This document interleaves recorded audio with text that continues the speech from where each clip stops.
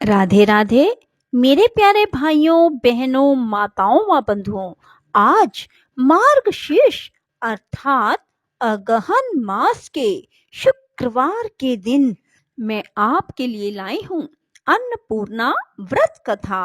बंधुओं, वैसे तो अगहन मास शुरू होने पर कृष्ण पक्ष की पंचमी से लेकर शुक्ल पक्ष की षष्ठी तिथि तक 16 दिनों के लिए माँ अन्नपूर्णा का व्रत लिया जाता है। जो मनुष्य माँ अन्नपूर्णा का व्रत 16 दिनों के लिए नहीं कर पाते, उन्हें इन 16 दिनों में माँ अन्नपूर्णा की कथा सुनने मात्र से उनके यहाँ जीवन में कभी भी अन्न धन की कमी नहीं होती और माँ अन्नपूर्णा दिल खोलकर उनके भंडारे भरपूर कर देती हैं। बंधुओं, यदि आप इन 16 दिनों में माँ अन्नपूर्णा की इस कथा को सुनते हैं तो आपके भी माँ अन्नपूर्णा भंडार भरपूर कर देंगी। बंधुओं, आज शुक्रवार के दिन तो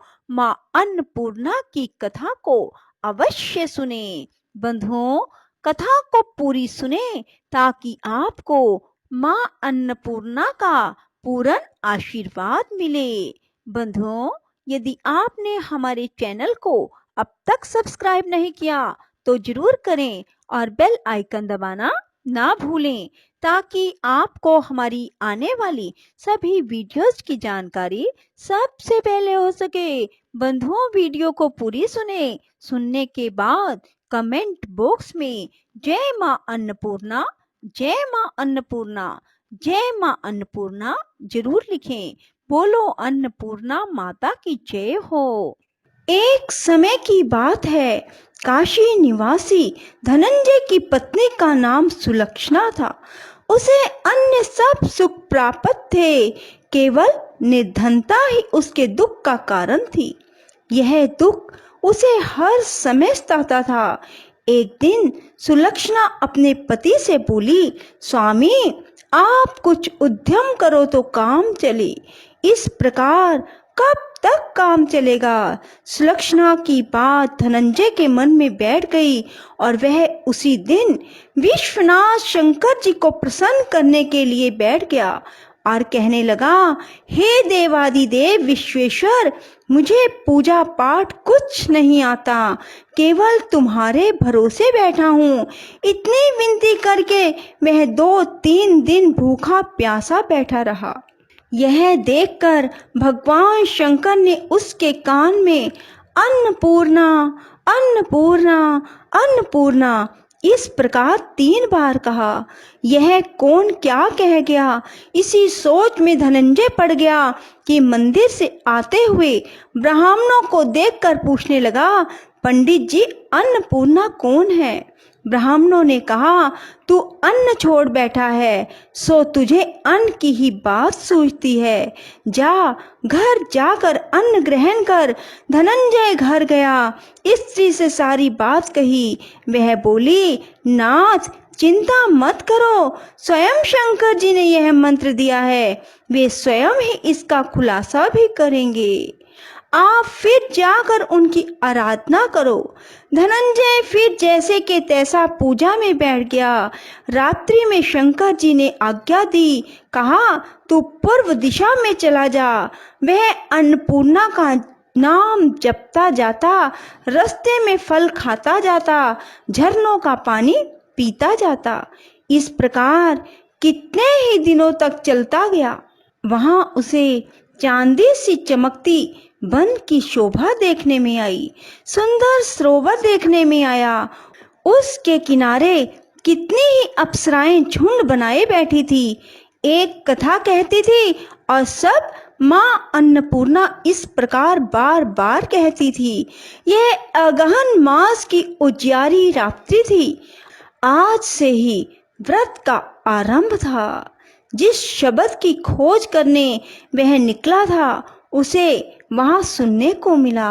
धनंजय ने उसके पास जाकर पूछा, हे देवियों, आप यह क्या करती हो? उन सब ने कहा, हम सब माँ अन्नपूर्णा का व्रत करती हैं। व्रत करने से क्या होता है? यह किसी ने किया भी है? इसे कब किया जाए?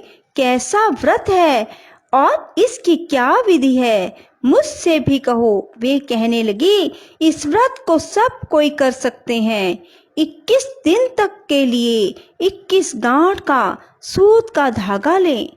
21 दिन यदि ना बने तो एक दिन उपवास करें। यह भी ना बने तो केवल कथा सुनकर प्रसाद लें। निराहार रहकर कथा कहें। कथा सुनने वाला कोई ना मिले तो पीपल के पत्तों को रख, सुपारी या गुवार पाठा के वृक्ष को सामने कर, दीपक को साक्षी कर, सूर्य, गाय, तुलसी या महादेव को बिना कथा सुनाए मुख में दाना ना डालें। यदि भूल से दाना पड़ जाए तो एक दिवस फिर उपवास करें। व्रत के दिन क्रोध ना करें, झूठ ना बोलें। धनंजय बोला, इस व्रत के करने से क्या होगा? वे कहने लगी, इसके करने से अंधों को नेत्र मिले, लूलों को हाथ मिले, निर्धन के घर धन आए, बांझी को संतान मिले, मूर्ख को विद्या आए।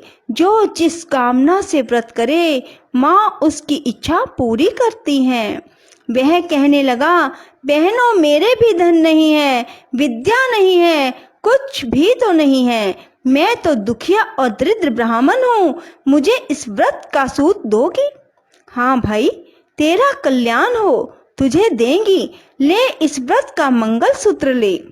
धनंजय ने व्रत किया। व्रत पूरा हुआ। तभी सरोवर में से 21 खंड की स्वर्ण सीढ़ी हीरा मोती जड़ी हुई प्रकट हुई। धनंजय जय अन्नपूर्णा कहता जाता इस प्रकार कितनी ही सीढ़ियां उतर गया। क्या देखता है? करोड़ों सूर्यों के समान अन्नपूर्णा का मंदिर है।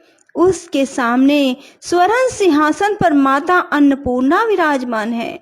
सामने भिक्षा हेतु भगवान शंकर खड़े हैं।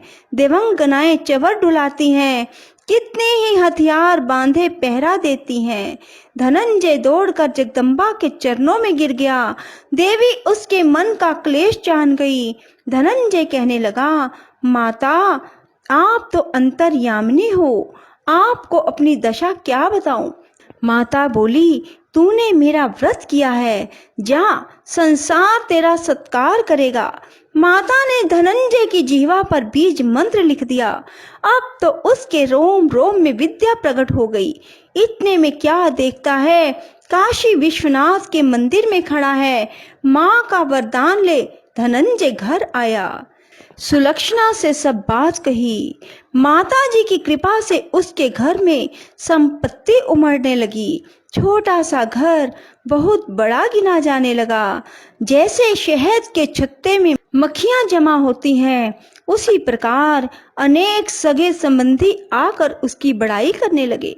कहने लगे, इतना धन और इतना बड़ा घर, सुंदर संतान नहीं तो इस कमाई का भोग कौन करेगा? सुलक्षणा से संतान नहीं, इसलिए तुम दूसरा विवाह करो।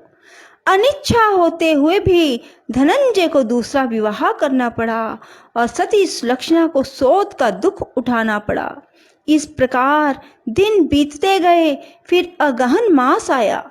नए बंधन से बंधे पति से सुलक्षणा ने कहलवाया कि हम व्रत के प्रभाव से सुखी हुए हैं, इस कारण यह व्रत छोड़ना नहीं चाहिए। यह माता जी का प्रताप है जो हम इतने संपन्न और सुखी हुए हैं।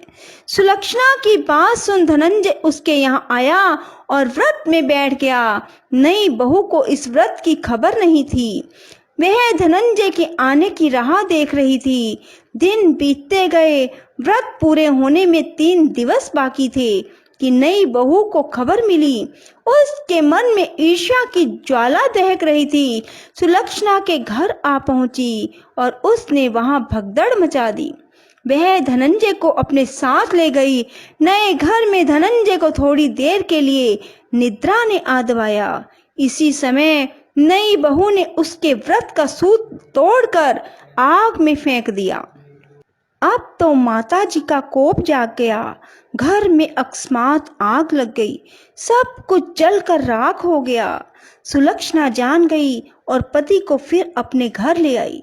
नई बहू रूठ कर पिता के घर जा बैठी। पति को परमेश्वर मानने वाली सुलक्षणा बोली, नाथ घबराना नहीं, माता जी की कृपा अलौकिक है। पुत्र कुपुत्र हो जाता है पर माता कुमाता नहीं होती। अब आप श्रद्धा और भक्ति से आराधना शुरू करो, वे जरूर हमारा कल्याण करेंगी। धनंजय फिर माता के पीछे पड़ गया। फिर वही सरोवर सीढ़ी प्रकट हुई, उसमें माँ अन्नपूर्णा कहकर उतर गया। वहां जा माँ जी के चरणों में रुदन करने लगा। माता प्रसन्न हो बोली, यह मेरी स्वर्ण की मूर्ति ले, इसकी पूजा करना, तू फिर सुखी हो जाएगा। जा, तुझे मेरा आशीर्वाद है। तेरी स्त्री सुलक्षणा ने श्रद्धा से मेरा व्रत किया है, उसे मैंने पुत्र दिया। धनंजय ने आंखें खोली तो खुद को काशी विश्वनाथ के मंदिर में खड़ा पाया। वहां से फिर उसी प्रकार घर को आया। इधर सुलक्षणा के दिन चढ़े और महीने पूरे होते ही पुत्र का जन्म हुआ। गांव में आश्चर्य की लहर दौड़ गई, मान्यता आने लगी। इस प्रकार उसी गांव के निसंतान सेठ के पुत्र होने पर उसने माता अन्नपूर्णा का मंदिर बनवा दिया। उसमें माताजी धूमधाम से पधारी, यज्ञ किया और धनंजय को मंदिर के आचार्य का पद दे दिया। जीविका के लिए मंदिर की दक्षिणा और रहने के लिए बड़ा सुंदर भवन बनवा दिया। धनंजय स्त्री पुत्र सहित वहां रहने लगा। माता जी के चढ़ावे में भरपूर आमदनी होने लगी। उधर नई बहू के पिता के घर डाका पड़ा, सब लुट गया। वे भीख मांग कर पेट भरने लगे। सुलक्षणा ने यह सुना तो उन्हें बुला भेजा और अलग घर में रख दिया और उसके अन्न वस्त्र का प्रबंध किया। धनंजय, सुलक्षणा और उसका पुत्र माता जी की कृपा से आनंद से रहने लगे। माता जी ने जैसे इनके भंडार भरे वैसे सबके भंडार भरे। राधे राधे, जय श्री कृष्णा। बंधुओं, यदि आपको हमारी वीडियो पसंद आए तो इसे लाइक करें और शेयर भी जरूर करें। धन्यवाद।